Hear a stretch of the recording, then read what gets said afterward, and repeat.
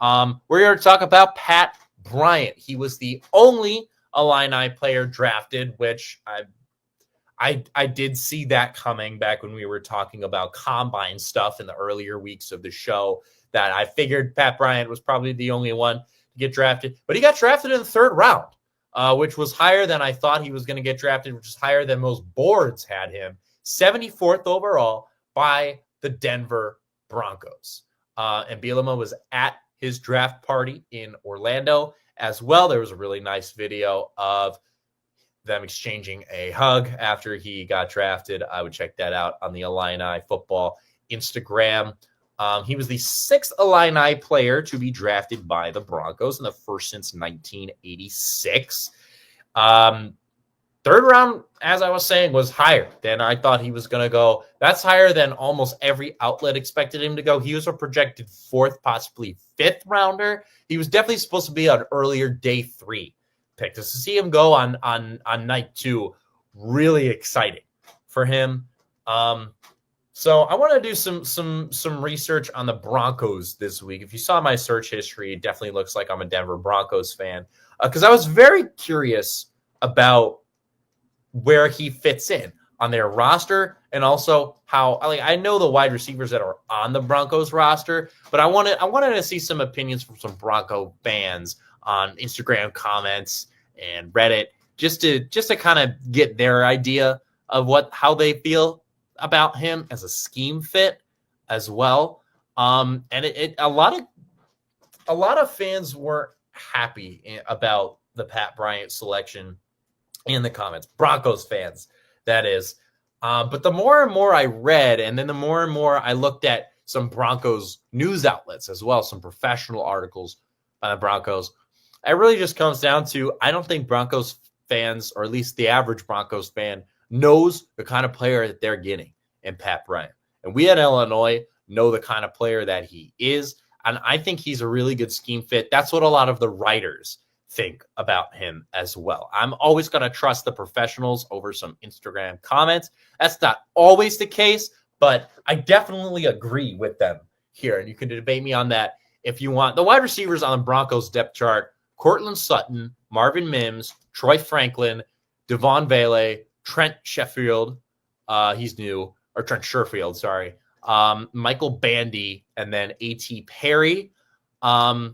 Bryant's a really good fit from what I think. One, that's just not a tough depth chart to crack. Cortland Sutton is clearly at the top of that depth chart, but then Trent Sherfield, don't really know where he's at in terms of talent at this point in his career. We also got, I don't even know who Michael Bandy is. And A.T. Perry, I don't think plays very much. I think he was with the Saints before. I could be wrong about that. And Troy Franklin and Devon Vele are both just going into their second year.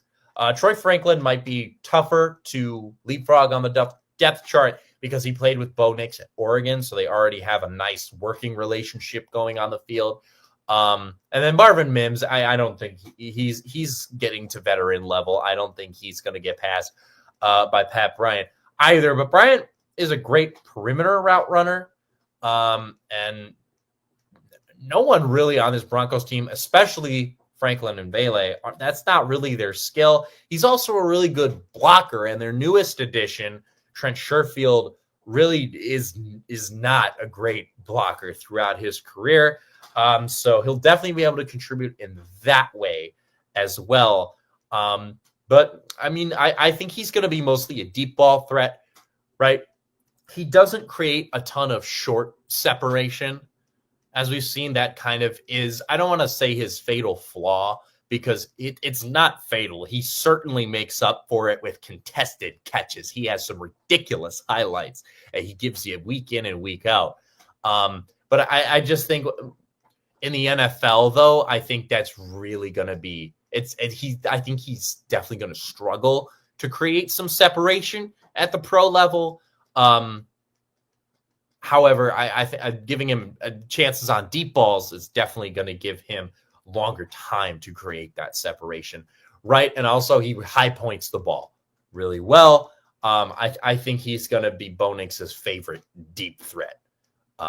I think he's gonna do pretty well there. I think Denver's a good fit for him, but let me know what you think about that in the comments, because that certainly can be debated and should be debated. There are some other Illini heading to the NFL before we get into our position group preview for the last 10 minutes. There are 3 Illini who were officially signed as undrafted free agents. Wide receiver Zachary Franklin, who I'm not surprised about, is signed with the Raiders. You have defensive tackle Tara Edwards signing with the Chargers, and then edge Seth Coleman has signed with the Seahawks. There are 2 more Illini that have not been signed but received mini camp invites. There's linebacker Ryan Mead. He was invited to Eagles mini camp.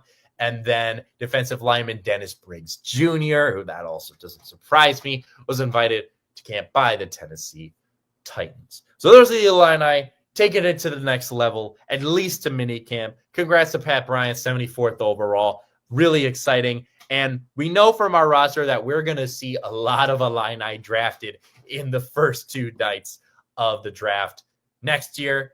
Not to worry, as I've said already, but that was in the earlier week, so I'll repeat it again. Do not worry that there was only 1 Illini player drafted. That's actually a good thing, because that just means all the talent that wasn't drafted is staying at Illinois. So we're going to have a fantastic team at this level. With that, let's get into the edge rusher position group preview